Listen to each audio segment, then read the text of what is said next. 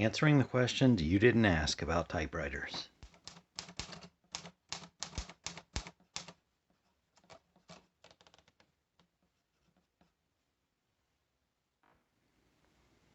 Hello everyone.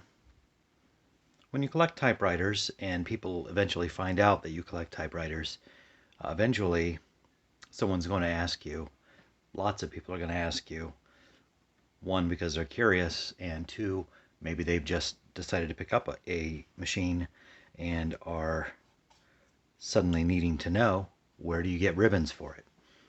Of course, the easy answer is you can get ribbons lots of places. You can get new ribbons from sellers on eBay, as you can find anything on eBay. Amazon, I'm certain you can find ribbons on sort of universal ribbon spools that will fit almost any machine that you have. You can also buy ribbon in bulk from a company whose name I suddenly forget. Baco, perhaps? I'll have to look that up and put a link. But I don't generally use any of those. You can also find new old stock ribbons on eBay, or if you're really lucky, at your local thrift. I found some that way. Generally, the really old ones will be wrapped in foil, and 80% of the time they're going to be dried out and unusable. But 20% of the time, those really old ones have enough ink left that they'll work. They'll be serviceable. You can find somewhat new old stock ribbons from time to time that are in like a cellophane, and those generally have an adequate amount of ink in them, but harder and harder to find. Those are getting more and more rare. So what I do, and it's a little trick I learned from Richard Polt's page, and this is basically for if you have, I'm dropping things here, if you have enough typewriters where typing a lot on each typewriter is unlikely. So generally, I'm supplying a typewriter with a ribbon because it doesn't have a ribbon, or the ribbon it came with is old and mildewed and funky and dried out and needs to be thrown away, which is the case with this, which is a Bar / Macy's typewriter. More on this later because it's kind of an amazing find by my pop.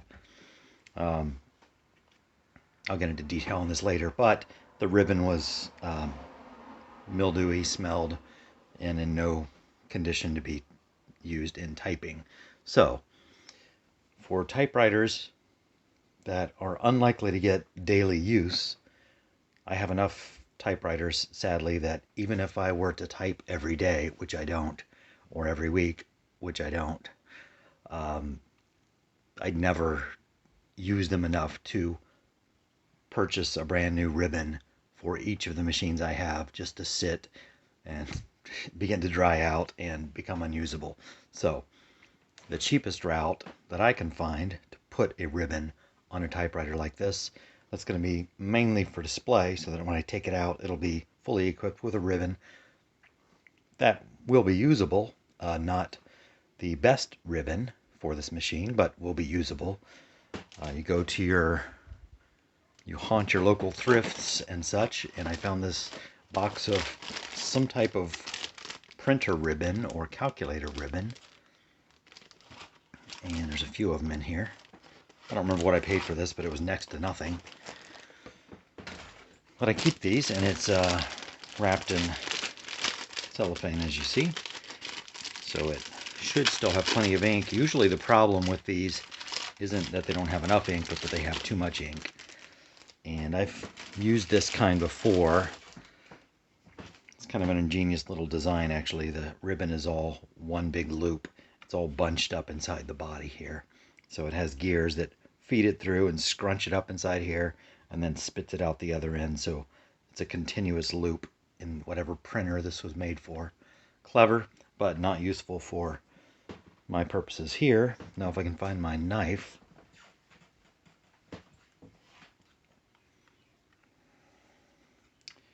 Just then have to take a slice in it and just pull it out. I'm going to get ink all over my fingers. That'll show you just how inky this is. Again, this is part of what makes these less than ideal for a typewriter because you can have too much ink. It tends to clog up the type slugs, makes a mess. Will sometimes rub on the paper and make a little bit of a mess. Hopefully these are old enough where it's not that big a deal, but you can see it's coming off on my fingers a little bit already. Well, you can't see probably because of the exposure. So on this Bar/Macy's typewriter, I'm missing one ribbon spool cover, but such an unusual machine, I'll probably never find it. A matching one, probably. And let's see, let me see if I can get this focused in. You can see there's a little like a dart shape inside. Almost a spade. A little pointy dealio there. And let's see, I want to get it so, do it this way. So the black will be on top. I'm just going to kind of hold that against that little jagged bit with my finger, if I can reach in there. Pull it taut, and it should sort of puncture the ribbon. I don't know if there's any way you can see that. Sort of the pointy bit. Yeah, it's not gonna focus. Holds on to the ribbon, and then it's just a matter of winding it on. And I'll try to do this without getting my finger even worse.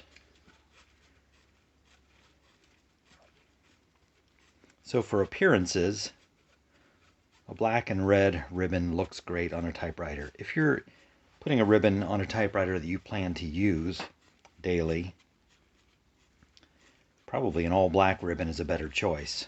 But this looks more authentic. It's just a better look, I think. And once in a while you may want to type in red. So another thing about these printer or calculator ribbons, they're not overly long, so you don't get as much ribbon as you would if you bought a ribbon designed for a typewriter. Again, not an issue for me. If I was typing on this every day, maybe that would be a consideration, but this is mainly for appearances and to do a brief test typing, which I have not yet tested this Macy's typewriter. I've had it for a few weeks, maybe a month or so, and haven't had a chance. It was a little bit of rough shape when it arrived. So just got it put back together and haven't even tried typing on it yet. So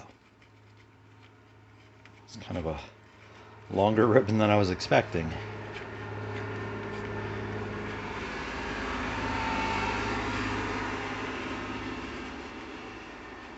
Sorry about the farm equipment. It's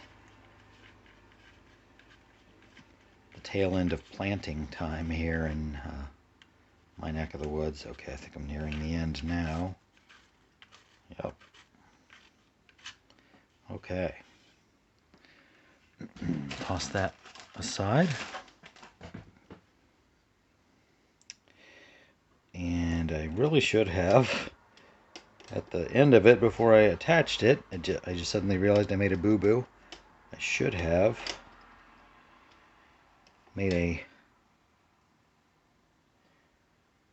knot in the end. This typewriter has as many do, has a ribbon direction change mechanism. So when you come to the end of the ribbon, it automatically will change direction. If it has they generally will use a ribbon that has a rivet in it that will trip the mechanism so that it switches direction on the ribbon and begins to reverse and go the other way. So it's kind of like the continuous loop that I was referring to. But for typewriters, I think I have that in there correctly. One downside of using ribbons like this is, as you see, they have this kind of accordion fold from being scrunched up inside the casing. I don't want to lose that. Same on this one. I'm just gonna, oh, I'll try to remember to tie a knot in this one.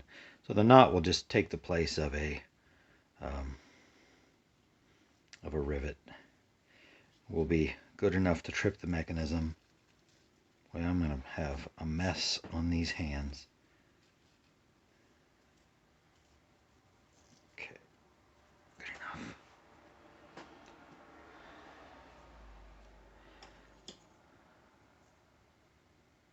Okay. So once again, put it in there. Catch it on that spike. Start winding. Hopefully it doesn't mess up the direction here. Okay. I think this is going to work.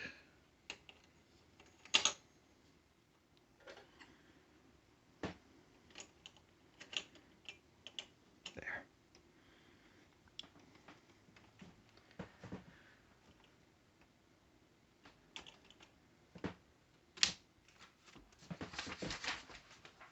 Another hint, never throw away the spools when you're changing ribbons. If you do get one on a new spool, keep the original spools. They're usually much better than anything you get. Okay, this thing has really bad feed rollers. Still needs a lot of work. Whoops. Where's the there. The ink I got all over. I'm gonna get it all over the keys too.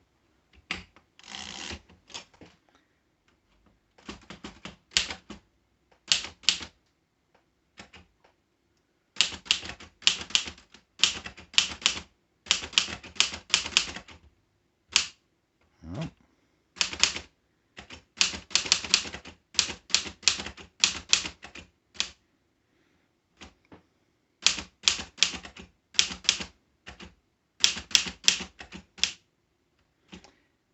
Still a little sticky.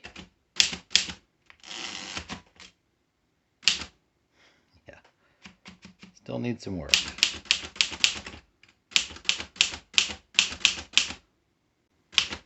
The red works.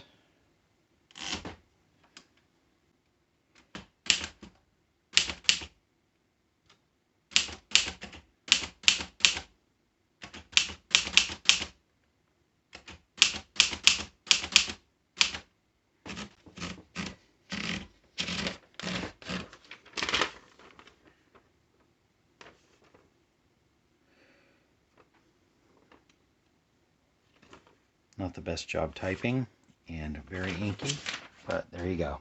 Just replaced a ribbon using a very cheap thrift store calculator ribbon. Just one option for you if you pick up a typewriter. I might research whether I have that in backwards because it may go behind this little mechanism. I'll have to look at how the bar has their ribbon set up.